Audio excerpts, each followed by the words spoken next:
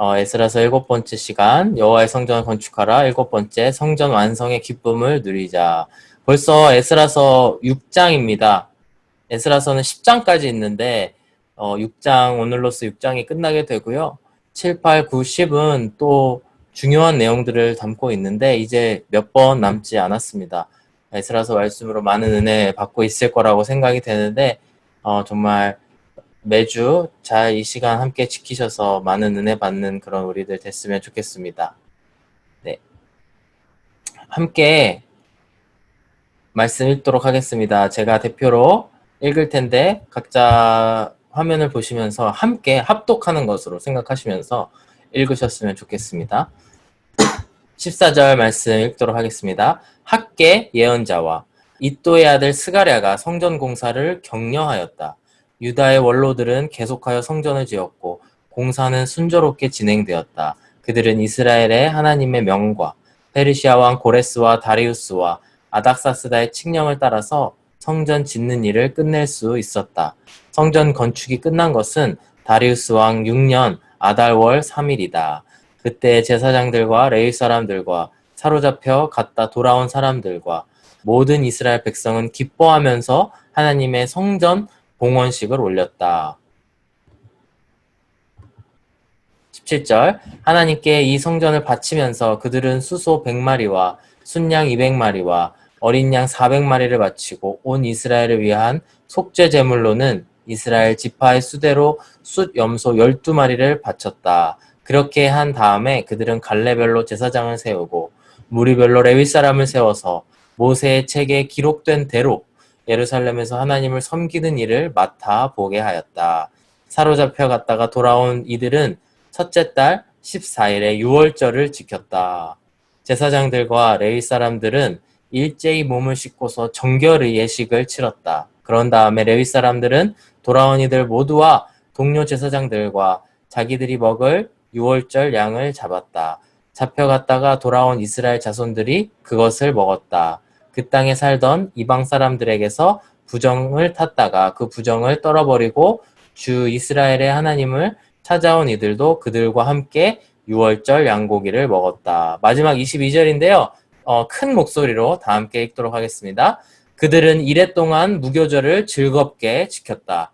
주님께서 아시리아 왕의 마음을 돌이켜서 그들에게 호의를 베풀도록 하셨으므로 그들은 힘을 얻었다. 그들은 주 이스라엘의 하나님이신 하나님의 성전을 다시 지을 수 있었으므로 한없이 기뻤다. 아멘. 네, 저희들 계속해서 에스라서 말씀을 보고 있습니다.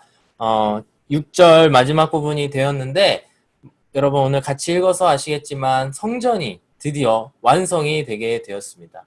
그리고 마지막 22절 함께 읽은 부분에서 보시면 알겠지만 성전을 지을 수 있어서 그들은 이스라엘 백성들은 한없이 기뻤다. 이러면서 제 귓속에 그 소리들이 들리진 않지만 마치 누군가가 나팔 소리를 쏘면서 이렇게 연주하면서 정말 빰빠라밤 한없이 기뻤다 이러면서 모두가 환호성을 지르는 것 같은 그런 기쁨이 저에게도 느껴지는 것 같습니다. 그 소리가 들려지는 것 같습니다.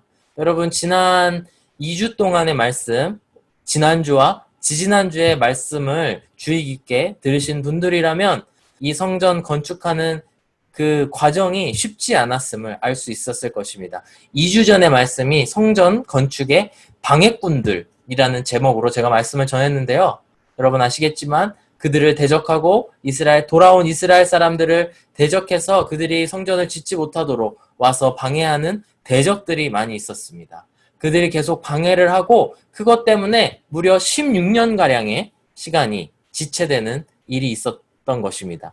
그런데 지난주에 말씀 나눴던 것, 성전 건축의 원동력이신 하나님께서 그 손길로서 학계 선지자와 스가랴 선지자를 통하여서 다시 한번 성전을 건축해라, 건축해라, 건축해라 이렇게 해서 이스라엘 백성들을 깨우시고 오늘 말씀에서도 격려하였다라고 나오고요. 그거에 반응한 이스라엘 백성들이 학계 그래서 성전 건축을 학계 선지자의 말을 들었다. 제가 지난주에 얘기했었는데 아재 개그였습니다. 여러분 죄송합니다. 예, 저도 근데 배울 때 그렇게 배워가지고요. 학계 선지자 얘기를 하면 자꾸 그 성경 건축 학계밖에 생각이 안 나네요. 예, 여러분들도 그렇게 잘 외우시면 좋을 것 같습니다. 이렇듯이 성전 건축이라고 하는 하나님의 큰 프로젝트, 하나님의 일을 함에 있어서 방해꾼들이 있고 그 가운데에 일하시는 하나님과 그 하나님을 돕는 선지자의 두 무리가 이렇게 대결하고 대조되는 그런 일들이 우리 가운데에 일어났음을, 그 이스라엘 가운데 일어났음을 저희들은 볼 수 있었습니다. 세상은, 우리가 살아가는 이 세상은 언제나 이 두 가지, 하나님의 일을 하는 사람과 하나님의 일을 방해하는 사람들로 나뉘어져 있는 것 같습니다. 한 사람이 있다고 가정해 봅시다. 제가 될 수도 있고요. 여러분들이 될 수도 있는데 죄성을 가진 연약한 사람입니다. 그래서 우리들 한 사람 한 사람은 연약하기도 하고 또 죄악되기도 하여서 가만히 있으면 하나님과 점점 멀어지는, 하나님으로부터 멀리 떠나버리고 죄에 빠질 수밖에 없는 그런 상황 가운데 모든 사람들이 있다고 성경은 말씀하고 있습니다. 그런데 우리를 사랑하시는 하나님께서는 그냥 내버려 두지 않으십니다. 이 본문에서도 알 수 있듯이 학개나 스가랴와 같은 선지자, 그 다음에 여러분 성경을 읽어보신 분들 같은 경우에는 많은 선지자들이 있겠죠. 그게 왜 그런 많은 선지자들이 있습니까? 하나님께서 그냥 내버려 두지 않으셨기 때문입니다. 방황하는 사람들, 이스라엘 백성, 하나님의 말씀을 듣지 않는 이스라엘 백성들, 이 사람들에게 그런 선지자들을 보내셔서 그들로 하여금 다시 돌아오게 하는 일을 하신 것이 하나님의 일입니다. 사랑하는 여러분, 여러분들은 인생을 살아오시면서 지금까지 짧게는 10몇 년, 20년, 길게는 30몇 년 살아오셨을 텐데 여러분들은 주로 어느 쪽에 서 계셨습니까? 하나님의 일을 돕는 쪽에 주로 섰냐고 물어보면은 모두 자신 없어 할까봐 서는 쪽으로 노력을 하셨습니까? 아니면은 그저 가만히 그냥 하나님을 대적하거나 하나님의 일을 돕지 않는 그런 쪽에 서시면서 사셨습니까? 오늘 이 시간 그 생각을 하면서 말씀 속으로 들어가 보았으면 좋겠습니다. 오늘날 우리가 살고 있는 사회는 참 코로나가 터지기 전까지만 해도 정말 문명으로 치자면 너무나 발달했고 가장 발달한 시대에 살고 있다. 플러스로 전쟁이 끝난 지, 마지막 세계 2차 대전, 한국전쟁, 베트남 전쟁 등이 끝난 지, 큰 전쟁이 끝난 지 거의 100년에 가까운 7, 80년의 기간이 흘러서 정말 그 유래를 찾아볼 수 없는, 인간의 역사에서 유래를 찾아볼 수 없는 평화의 시기에 살고 있다. 저는 그런 평론가들의 이야기를 많이 들었습니다. 그러나 그렇다고 해서 인간이 더 완벽해지고 인간이 하나님께로 더 가까이 간 것은 아니라고 저는 젊은 한 목사로서 이야기를 하고 싶습니다. 오히려 이 세상은 더욱더 하나님의 그 하나님으로부터 멀리 떠난 죄악된 길로 나아갔던 것이 이 사회지 않나. 그것을 보면서 안타까워했던 사람 중에 한 사람이 저였던 것을 고백할 수밖에 없습니다. 하나님께서는 그 사람들에게 다가가고 계시지만 그 하나님으로부터 멀리 떠나려고 하는 죄악된 사람들이 점점 하나님으로부터 멀어져가는 그런 일들을 많이 찾아볼 수 있습니다. 제가 얼마 전에 또 그 기사를 통해서 접하게 되었는데 미국 동부에 있는 어떤 주에서는 다자 결혼에 대한 법이 통과되었다고 하는 뉴스를 듣게 되었습니다. 다자 결혼이 참 상상을 하기 쉽지 않은데 동성애 같은 경우에는 이미 오래전에 통과가 되었고 이제는 남자와 남자, 남자와 여자, 여자와 여자가 1대1로 성생활을 하는 것이 아니라 다자 간에 성생활을 하면서 지내면서 그것을 가정이라고 인정하는 그런 일들을 합법화를 시켰다는 건 무엇이겠습니까? 그 주에서 사는 사람들이 내는 세금으로 그것들을 지원하고 그것들을 인정한다라는 뜻입니다. 그것들을 사회 정말 이 겉으로 드러내게 하고 그렇게 하는 것이 일어나는 걸 보고 와 정말 세상이 빠르게 변해가고 있구나. 세상이 빠르게 하나님으로부터 멀어지고 있구나 하는 생각을 하게 되었습니다. 여러분 이런 성적인 문란함이 어제 오늘 일은 아니지요. 성경에서도 알 수 있듯이 성경에서도 동성 간의 성관계 그리고 간음이나 그런 여러 가지 성적인 타락에 대해서 많이 이야기하고 있습니다. 그게 무슨 뜻이겠습니까? 이미 2000년 전부터 그런 일들은 있었다라는 것입니다. 근데 이 사회가 점점 타락하는 것을 제가 알 수 있는 게 뭐냐면 그것들을 점점 양지로 정말 저 사회에 대놓고 그런 일들을 인정하라라고 하는 요구들이 생겨나는 시대가 저희들이 살고 있는 이 시대인 것 같습니다. 사랑하는 여러분, 다시 한번 물어보길 원합니다. 저희들 안에 하나님께서 말씀을 하고 계십니다. 너는 하나님이 원하시는 세상을 살아가겠느냐? 하나님이 디자인한 세상을 살아가겠느냐? 아니면은 이 세상의 흐름에 맡기고 그거에 동화되고 어쩌면 잘못된 것이라는 생각이 마음속에 있으면서도 뭐 많은 사람들이 지지하니까 하면서 그쪽으로 따라가고 어떻게 보면 하나님을 대적하는 그 대적들을 쪽에 서는 일들을 행해 오시진 않으셨습니까? 혹은 그런 생각을 하시진 않았습니까? 얼마 전 아니죠. 벌써 몇 년 전인데 God is not dead라는 영화가 있었습니다. 요새 보니까 제가 이 설교를 준비하면서 검색을 해보니까 God is not dead 2가 나왔더라고요. 전 몰랐는데. 예, 근데 그 영화가 처음 나왔을 때 참 크리스찬들끼리 입에서 입으로 소문을 타고 아 이런 영화가 나왔으니까 한번 봐봐 이런 일들이 많이 있었는데 그게 무엇이겠습니까? 어떻게 보면 하나님은 죽지 않았다? 라는 이 제목이 우리들에게는 너무나 평범한 당연한 거 아니야? 이렇게 생각해야지 맞는 일이겠지만 어찌 보면 이 세상에 너무 많은 사람들이 God is dead. 하나님은 죽었다. 신은 죽었다. 라고 생각하면서 살아가기 때문에 God is not dead라고 하는 영화가 그렇게 인기를 끌고 또 우리 안에 신선한 그런 메시지를 전하지 않았나 생각해 보게 됩니다. 사랑하는 여러분, 이 세상에는 그렇게 하나님은 살아계시다라고 하는 사람과 하나님은 죽었어. 그런 거 없어. 신은 없어. 그러면서 자신의 양심의 눈을 닫아버리는 그런 두 종류의 사람들이 있음을 알 수 있습니다. 그렇다면 우리가 살고 있는 이 세상은 어떻게 될까요? 마지막 때에 혹은 앞으로 먼 미래에 하나님 이런 두 그룹이 이렇게 평행선을 긋고 살아가고 있는 이 세상에서 그것이 어떻게 될까? 성경은 뭐라고 말씀하고 있을까요? 오늘 본문 14절과 15절의 말씀으로 시작되는데 이 말씀을 보시면 세상이 어떻게 흘러갈 것인지에 대한 말씀을 하고 있습니다.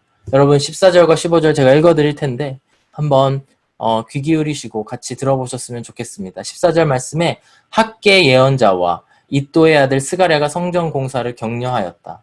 유다의 원로들은 계속해서 성전을 지었고 공사는 순조롭게 진행되었다. 이들은 이스라엘의 하나님의 명과 페르시아 왕 고레스와 다리우스와 아닥사스다의 칙령을 따라서 성전 짓는 일을 끝낼 수 있었다. 성전 건축이 끝난 것은 다리우스 왕 6년 아달월 3일이다. 이것이 무엇을 이야기하고 있냐면 결국 아무리 하나님을 대적하는 사람들이 와서 방해를 하고 사실 제가 6절 앞부분에 있는 말씀 설교를 안 하고 스킵을 했습니다. 왜냐하면 거기 또한 어떻게 이스라엘 백성들을 괴롭히고 방해하고 하려고 했던 과정 그리고 그것을 극복하는 과정이 있었기 때문에 제가 스킵을 했는데 이 세상에서는 하나님의 일을 방해하려고 하는 그 사단의 그 마귀의 그 대적의 그런 방해들이 너무나 많이 있지만 그 가운데에서 결국에는 성전 짓는 것을 끝낼 수 있었다라고 여기서 고백하듯이 하나님의 명령에 따라 하나님의 계획하심에 따라 세상은 흘러가고 있음을 저희들이 작은 하나의 사건이지만 그것을 통해서 어떻게 시대가 흘러가고 있는지 이 역사가 큰 그림에서 흘러가고 있는지를 유추해 볼 수 있습니다. 아무리 대적이 방해를 해도 하나님의 명령 여호와의 성전을 건축하라라고 하는 하나님의 명령은 살아 있었습니다. 그리고 그것에 반응하는 사람들이 있었습니다. 그리고 결국에는 그 반응하는 사람들 그리고 그 선지자들 그들을 통해서 하나님께서 원하시는 성전을 다시 한번 건축할 수 있었다라는 것입니다. 결국에는 하나님의 뜻대로 하나님이 원하시는 대로 될 것임을 우리는 믿어야 합니다. 그렇게 됐을 때에 결국에 하나님께서 승리하실 것이고 그리고 하나님을 돕는 자들 그들의 자녀들 그들의 제자들이라고 우리가 표현을 하는데 그들이 승리를 할 것이라고 하는 것이고 이 사건이 그거의 하나의 예가 되는 사건이라고 할 수 있습니다. 하나님께서 저를 목회자로 부르셨을 때 처음에 사실 얼떨떨했습니다. 내가 어떻게 목사가 될 수 있을까? 정말 하나님께서 원하시는 것일까? 이런 생각을 많이 하고 기도로 하루하루를 지새우고 정말 눈물로 기도드렸는데 결국에 마지막 순간에 저를 제가 목회자가 되기로 결단할 수밖에 없었다는 것은 하나님께서 나를 목회자로 사용하시겠다라고 하는 그 계획하심이 너무나 강하게 느껴지는 것이었습니다. 하나님께서 이걸 원하시는구나 라는 마음이 너무나 강하게 드는 것이었습니다. 그리고 그 하나님으로부터 콜링을 받기 1년 전에 저는 예수 그리스도를 영접하였고 예수님께서 살아계시고 하나님께서 살아계시는 것을 너무나 잘 알고 있었기 때문에 그 하나님께서 원하신다는 것을 거부할 수가 없었던 그런 기억이 있습니다. 사랑하는 여러분, 결국에는 하나님의 뜻대로 되게 되었습니다. 하나님의 뜻대로 되게 되어 있습니다. 그래서 그것으로 인해서 인생을 막 사는 것이 아니고 어차피 하나님 뜻대로 되는데 뭐 자포자기 하지 뭐 아니면은 그런 재미없는 세상에 살기 싫어 뭐 이런 식으로 하는 것 또한 죄악이라고 생각합니다. 그럴 것이 아니고 오히려 그럴 때마다 하나님께 더 의지하고 하나님의 뜻이 무엇인지를 함께 살아가는 저희들이 되었으면 좋겠습니다. 오늘 본문에 나오는 이 성전을 직접 건축했던 돌을 옮기고 돌을 쌓고 또 벽돌을 쌓고 또 거기서 청소하고 이랬던 사람들은 하나님께서 일하시는 것을 너무나 확실하게 본 사람들이라고 생각됩니다. 마치 제가 하나님의 부름을 받았을 때에 그 1년 전에 예수 그리스도를 영접하는 그 놀라운 경험을 함으로써 제가 하나님께서 살아계시는 걸 부정할 수 없고 또 하나님께서 부르시는 걸 부정할 수 없었던 것처럼 오늘 이스라엘 백성들도 하나님께서 그들 앞에 일하시는 것, 그 다음에 선지자들을 보내셔서 일하게 하시는 것을 바라볼 수밖에 없었습니다. 오늘 16절에서부터 마지막 22절까지의 말씀을 볼 텐데 이러한 살아계신 하나님을 고백하는 하나님의 사람들이 하나님에 대해서 어떻게 반응하는지, 하나님의 명령에 어떻게 순종하는지에 대해서 이야기를 하고 있습니다. 함께 두 번에 걸쳐서 16절에서 18절, 그 다음에 19절에서 22절까지의 말씀을 통해서 우리가 두 가지를 살펴볼 텐데 정말 하나님을 믿는 사람들, 하나님의 말씀에 순종하는 사람들은 어떻게 행하는구나 바라보시면서 우리들의 삶을 반추해 보시고 또 더 하나님께 가까이 나아가기 위해서 어떻게 해야 되는가 생각하는 그런 저희들이 되었으면 좋겠습니다. 일단 16절에서 18절의 말씀을 보시면 하나님께 성전을 지었다고 해서 봉헌식, 예배를 드리면서 하나님께 영광을 올려드립니다. 데디케이션 서비스를 하게 되는데 한번 16절에서 18절을 제가 읽도록 하겠습니다. 그때에 제사장들과 레위 사람들과 사로잡혀 갔다가 돌아온 사람들과 모든 이스라엘 백성은 기뻐하면서 하나님의 성전 봉헌식을 올렸다. 17절에 하나님께 이 성전을 바치면서 그들은 수소 100마리와 순양 200마리와 어린 양 400마리를 바치고 온 이스라엘을 위한 속죄 제물로는 이스라엘 지파의 수대로 숫염소 12마리를 바쳤다. 그렇게 한 다음에 그들은 갈래별로 제사장을 세우고 무리들로 레위 사람을 세워 모세의 책에 기록된 대로 예루살렘에서 하나님을 섬기는 일을 맡아보게 하였다. 말씀합니다. 여러분, 성전 건축의 의미가 무엇일까요? 왜 그들이 성전을 다 건축하고 나서 하나님께 가장 먼저 예배를 드린 걸까요? 그것은 바로 이것이 모두 하나님께서 하신 일이요, 하나님의 것이요, 모든 것이 하나님께 속했다라는 고백을 하는 것입니다. 여러분, 교회를 오래 다니다 보면은 11조에 대해서 고민하는 분들이 주위에 생겨날 것입니다. 그리고 아마 여러분들 중에서도 많은 분들이 11조를 하고 계실 것이고 또 11조를 해야 되나 말아야 되나 아직은 못하는데 해야 되나 고민하시는 분들이 있을 것입니다. 10분의 1을 떼서 내가 벌어들인 수익의 10분의 1을 떼서 주님께 드린다라는 것이 무슨 의미가 있겠습니까? 그것의 의미를 잃어버린다면 우리는 율법주의에 빠질 텐데 우리가 그 의미를 알아야 되는데 그게 뭐냐면 원래는 10분의 10 전체가 100%가 하나님께서 주신 것인데 제가 그것을 하나님께서 주신 것을 고백하면서 10분의 1을 주님께 드립니다. 라고 하는 게 11조의 의미입니다. 여기서 성전 봉헌식을 드리면서 드렸던 제사, 그 제사란 뭐냐면 이 모든 것이 하나님의 것이다 라고 고백하는 것입니다. 근데 17절 말씀에서 재밌는 게 이스라엘을 위한 속죄 제물로 이스라엘 지파의 수대로 순염소 12마리를 바쳤다라고 이야기를 합니다.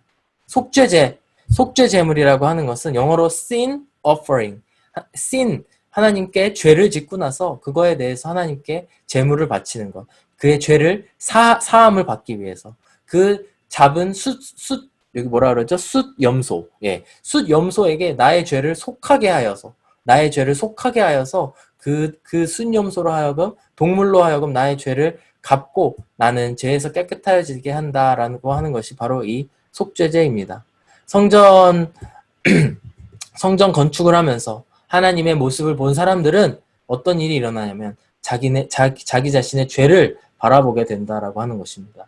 내 힘으로 하려고 했던 것들, 하나님 없이도 할 수 있다, 하나님 없이도 살아갈 수 있다라고 생각했던 그런 나의 죄를 모두 주님 앞에 속죄하고 내려놓으면서 이것이 모두 하나님께서 하셨습니다. 나의 인생이 다 하나님께서 살게 하셨습니다.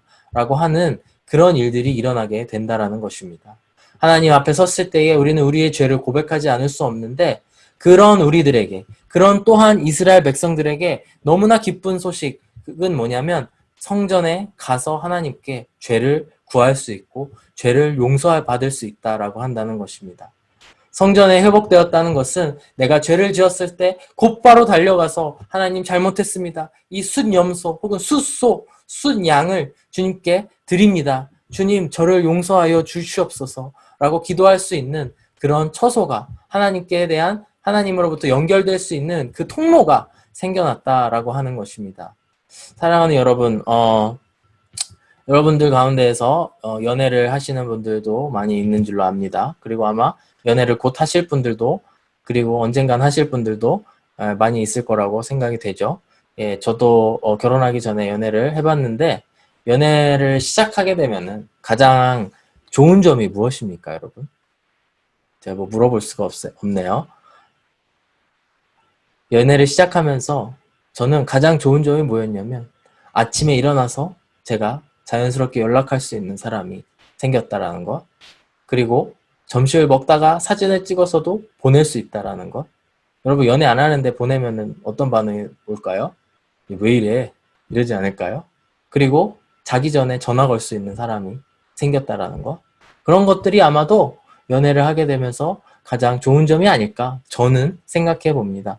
이스라엘 백성들에게 성전이 회복되었다라고 하는 것은 죄에 눌려 있을 때에, 나의 죄가 너무나 무거웠을 때에 바로바로 하나님께 달려가고 바로바로 하나님께 연락하고 바로바로 하나님께 다가갈 수 있는 그런 통로가 생겼다라고 하는 것입니다. 그렇기 때문에 이스라엘 백성들은 첫 예배, 새로운 성전이 건축된 첫 예배 때 바로 이런 속죄 제물로 하나님께 드리면서 죄 사함을 받기 위해 하나님께 구하면서 나아갔다라고 하는 것입니다.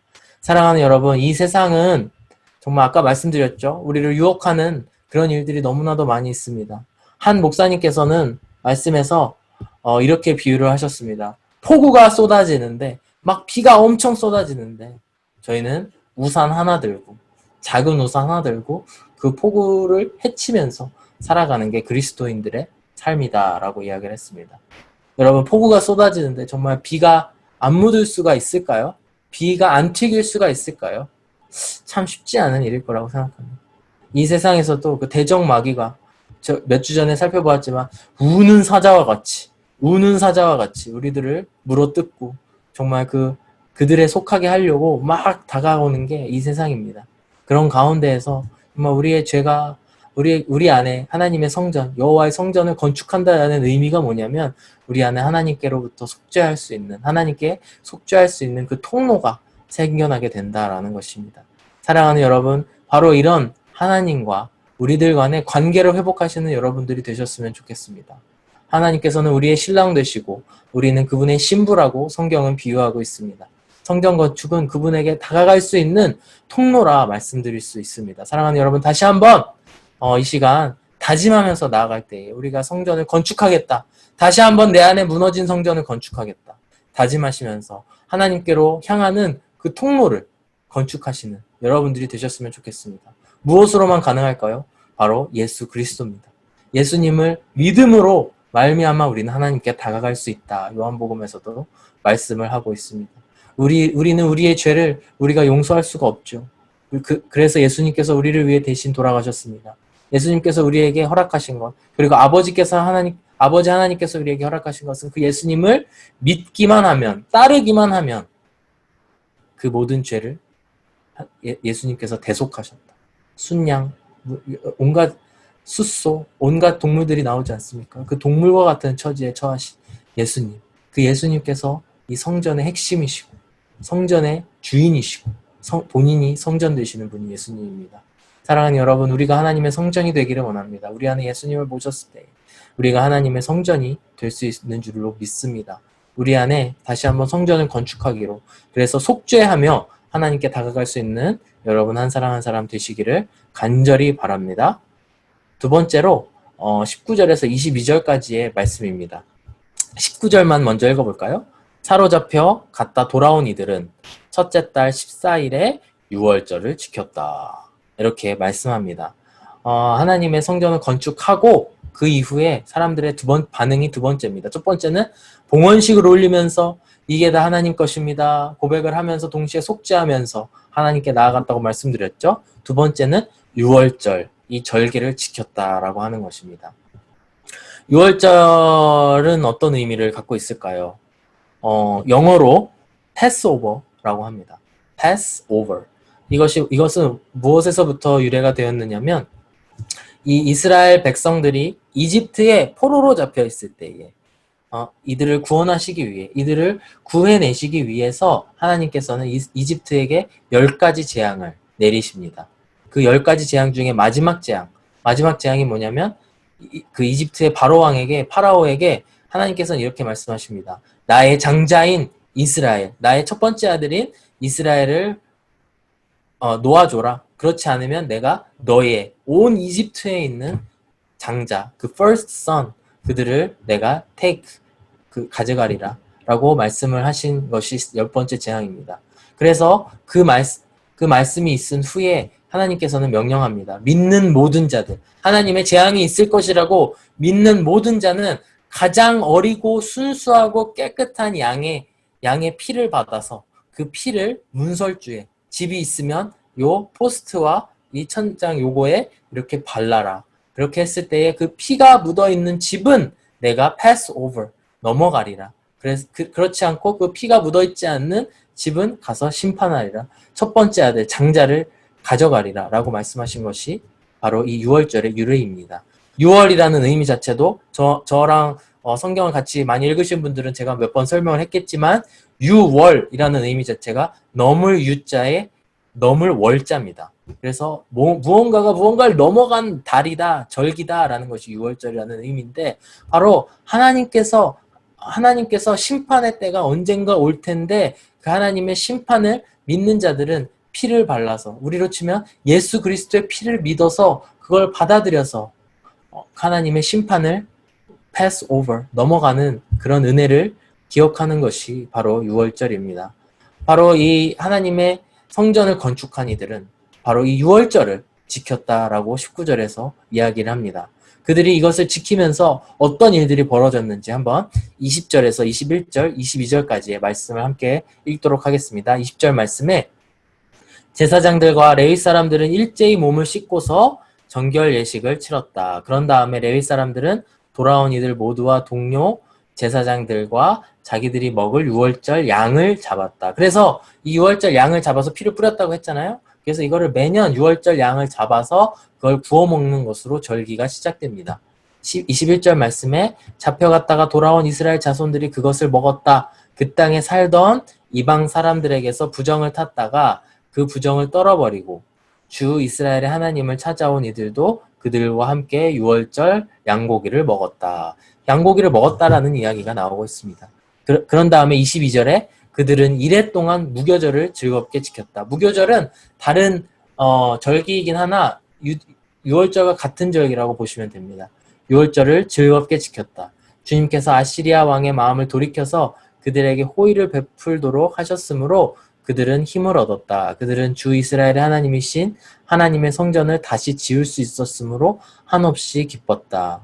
이렇듯이 유월절이라고 하는 것은 그 구원의 기쁨을 나누는 절기입니다. 이스라엘 백성들에게. 과거에 이집트의 포로로 잡혀 있었던 그 이스라엘을 구원하시고 그들을 구해내신 분이 하나님이심을 노래하는 것이 유월절입니다.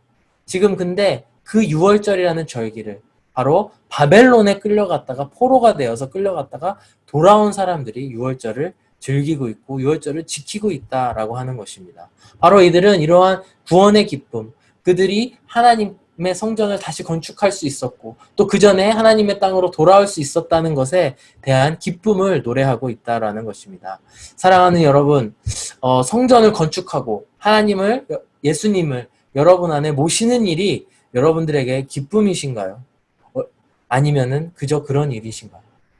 항상 우리가 많은 찬양들에서도 이야기를 나오지만 구원 다음에는 기쁨이라는 단어가 나옵니다. 주님께서 주신 구원의 기쁨을 기억하자.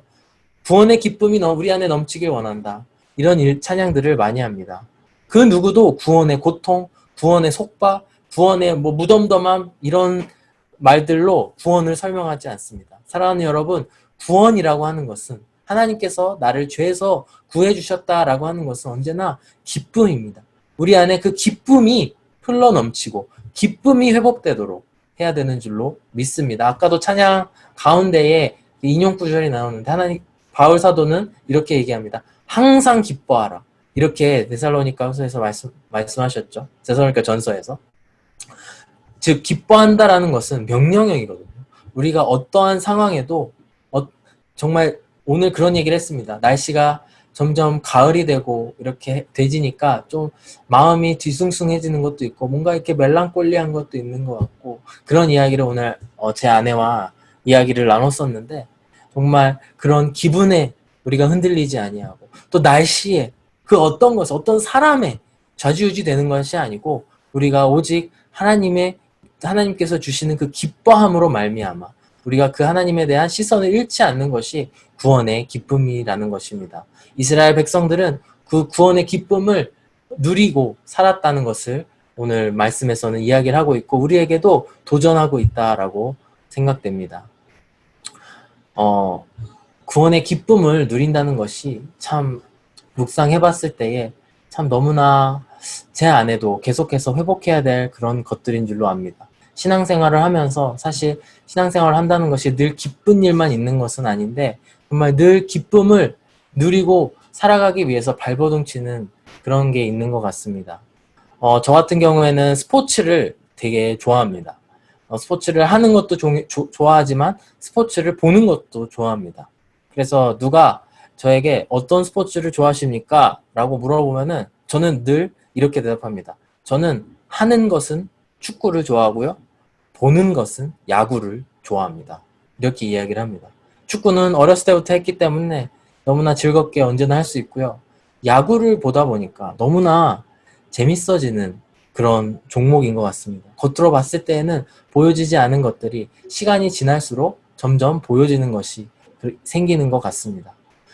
야구를 저는 처음에는 그 타자들이 배트로 공을 치고 멀리 넘기고 그런 것에 스릴을 느끼고 재밌어서 그런 걸 보기 시작했던 것 같습니다. 한동안 계속해서 보다 보니까 어떤 재미와 기쁨이 있었냐면 점점 타자가 보이지 않고 투수가 보이는 겁니다. 야구를 아시는 분들은 알겠지만 무슨 투수들이 던지는 공이 그냥 야구를 처음 봤을 때 그냥 공이 이렇게 쭉 가는 것 같습니다. 근데 이거를 야구를 타자를 보기 위해서 오래오래 보다 보니까 커브도 보이고 체인지업 이런 여러 가지 구질들 보이지 않는 그 미세한 것들이 보이기 시작하면서 정말 너무나 재밌어지는 그런 겁니다. 그리고 나중에 돼서는 투수와 타자가 맞대결하는 거 서로 어우러져서 있는 모습들이 너무나 저에게는 재밌는 스포츠로 다가왔고 여전히 야구를 좋아하고 있습니다. 사랑하는 여러분, 저희들 안에 하나님의 기쁨, 하나님이 주시는 기쁨을 경험한다는 것이 하루아침에 되지 않는다는 것입니다. 뭐냐면 처음에는 제가 타자를 보면서 야구를 봤듯이 여러분들도 아마 성경을 보면은 재미없게 느껴지실 수도 있습니다. 대표적인 예로 우리도 성경 통독을 하고 있지만 우리가 신약을 볼 때에는 다들 너무 재밌다고 신약은 너무 재밌습니다. 근데 구약에 오니까 구약은 너무 어려워요. 저도 어렵습니다, 사실. 라고 생각하게 그렇게 생각하는 분들도 많이 있을 거라고 생각합니다. 하지만 제가 처음엔 타자를 보면서 야구를 즐겨봤듯이 신약 성서를 읽다 보면은 그 안에 있는 구약들이 보이게 될 것입니다. 그리고 그 이후에는 구약에 관심이 가고 구약 성경을 읽고 그럼 구약도 너무 재밌습니다. 그리고 더 나아가서는 정말 타자와 투수를 동시에 보면서 즐거워했듯이 우리 안에 신약과 구약이 정말 살아 숨쉬는 그런 우리들의 신앙이 될 줄로 저는 기대하고 생각합니다. 사랑하는 여러분, 이 기쁨을 유지한다는 것이 참 쉽지 않을 수 있습니다. 정말 하루아침에 너무나 기쁘고 그렇게 되지 않을 수도 있지만 정말 하루하루 정말 꾸준히 하나님의 말씀을 보시면서 또 하나님을 찬송하면서 깊이 있는 하나님의 말씀을 묵상하는 일들로 말미암아 그 기쁨을 누리고 그것으로 말미암아 날마다 그 구원의 기쁨을 리마인드하는 저희들이 되었으면 좋겠습니다. 사랑하는 여러분, 너무나 도전하고 싶은 것이 주일 예배를 온라인으로 드리는 것이 참 쉽지 않을 수도 있습니다. 근데 그런 것들을 정말 주일 예배를 지키는 것. 그것이 바로 이스라엘 백성들이 오늘 본문에서 유월절을 지키기 위해서 나아왔던 모습들이라고 생각됩니다. 유월절, 때가 됐기 때문에 드리는 예배. 그것이 바로 우리들을 정말 그 신앙의 세계로, 구원의 기쁨의 세계로 이끌어갈 것이라고 생각합니다. 그리고 주일 예배는 제가 최소한 꼬박꼬박 드립니다. 라고 하시는 분들의 경우 우리 금요 예배 정말 은혜로운 말씀들이 있거든요. 금요 예배에 오셔서 더 말씀을 들으시고 또 말씀으로 깨어지는 여러분들 되었으면 좋겠고 또 주일과 금요일로는 부족하다 하시는 분들은 새벽 기도에도 나와서 새벽에는 못 일어날지라도 그 말씀들을 묵상하시면서 매일매일 큐티하면서 정말 하나님의 나라에 사는 것과 같은 하나님의 성전 안에 사는 것과 같은 하나님의 성전 안에 산다면 우리 안에 찬송과 말씀이 끊이지 않을 것입니다. 하나님의 찬송이 끊이지 않는 그런 저희들이 되었으면 좋겠습니다. 사랑하는 여러분, 말씀을 마무리하려고 합니다. 정말 성전 건축을 완성한 이 시기에 저희가 세 가지 기억했으면 좋겠습니다. 첫 번째는 결국에는 하나님께서 원하시는 방향으로 간다. 그렇다면 나는 어떻게 할 것인가 고민해 보셨으면 좋겠고요. 또 성전 봉헌을 했던 그런 모습들, 하나님께 모든 것을 속죄하면서 나아가는 그런 이스라엘 백성들의 모습, 그리고 그 안에서 구원의 기쁨을 유월절로 말미암아 구원의 기쁨을 누렸던 이스라엘 백성들의 그런 모습들을 기억하시면서 정말 우리들 삶 속에서도 하나하나씩 적용해가며 사는 여러분 한 사람 한 사람 되시길 바랍니다. 이 시간 함께 기도하면서 말씀 마무리하도록 하겠습니다. 사랑이 많으신 하나님 아버지 너무나 감사드립니다. 오늘 드디어 이스라엘 백성들이 성전을 재건축하고 아버지 하나님 그것을 완성하는 그런 기록들을 보게 되었습니다. 아버지 하나님 세상에 많은 방해꾼들이 있지만 결국에는 하나님께서 완성하시는 줄로 믿습니다. 하나님께서 완성하시는 그 하나님께서 이끄시는 그 이 세상의 흐름과 역사 가운데에 우리들이 정말 하나님께 말씀을 드리며 하나님께 순종하면서 나아갈 수 있게 도와주시고 그 가운데에 우리가 속죄함으로 주님께 다가갈 수 있게 하여 주시고 구원의 기쁨을 날마다 누릴 수 있는 우리 일어나 청년부 한 사람 한 사람 될 수 있게 하여 주시옵소서. 감사드리며 예수님의 이름으로 기도드렸습니다. 아멘.